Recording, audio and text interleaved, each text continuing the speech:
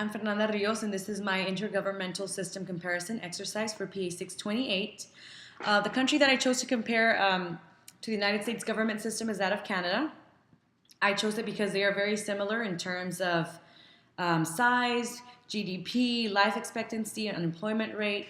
The biggest difference really is just population. Canada has a little bit over 35 million, while the US has over 317 million. So the fact that they have many similarities will make it easy for me to compare. Now, Canada and the United States are both democracies, and they're also both federal states, but there are some important differences in terms of the way that they govern themselves. The United States operates under the presidential form of government, and Canada operates under parliamentary form of government.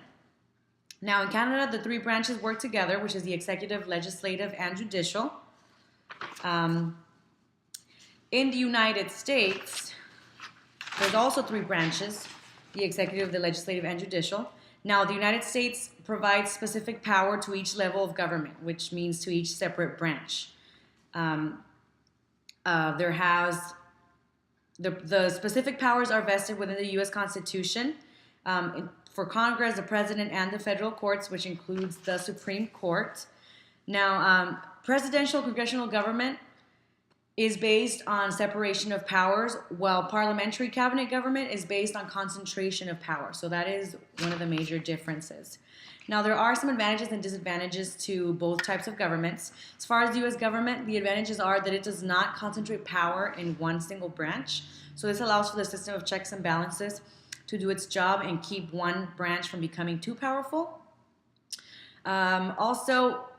With such a diverse population that we have here in the U.S., it is easier when power is given to the federal, to the state, and to the local governments, because they can take care of their own areas. They know what the community is lacking. They know exactly what they need, so that makes it easy.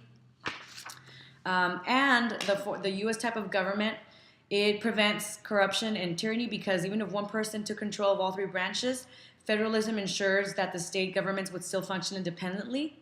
So now, some disadvantages to the U.S. form of government are that executive and legislative branches may be of different parties. So this is often a topic of conflict here in the U.S., especially between the Democratic and Republican parties.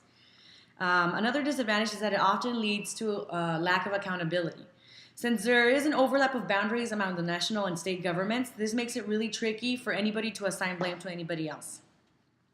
The Canadian form of government, some of the advantages are that government is more efficient in the sense that executive and legislative branches work together.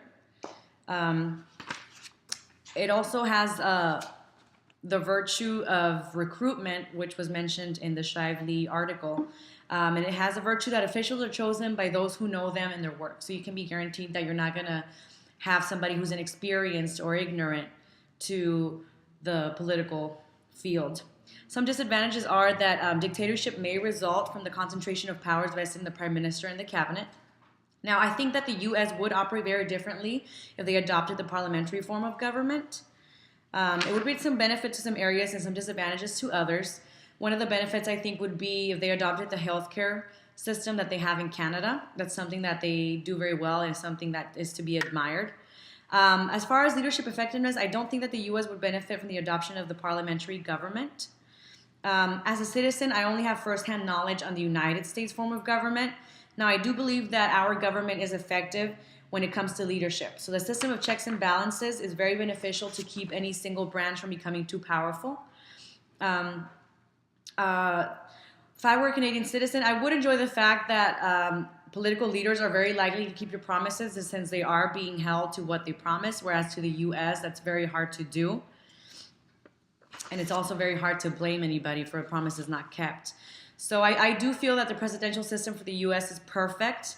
It's not operating at its full potential, but I do feel that it can be bettered. And the founding fathers of this country drafted the Constitution because they knew that it was a perfect balance between power and democracy. I would not change our presidential system. I feel that the U.S. citizens wouldn't like a monarchy anyway, either. Democracy, I think, is something that we pride ourselves in. A government for the people and by the people is something that Americans always go by. And I feel that in other forms of government around the world, such as monarchies and military governments, citizens are left with nothing to say. They are not allowed to express their sentiments about anything. And so they learn to live a muted, fearful life. So I feel that the powers given to the federal, state, and local governments in the presidential system are there for a specific purpose, and cooperation, collaboration, and coordination are key terms to the success of the country's governmental operations. Thank you.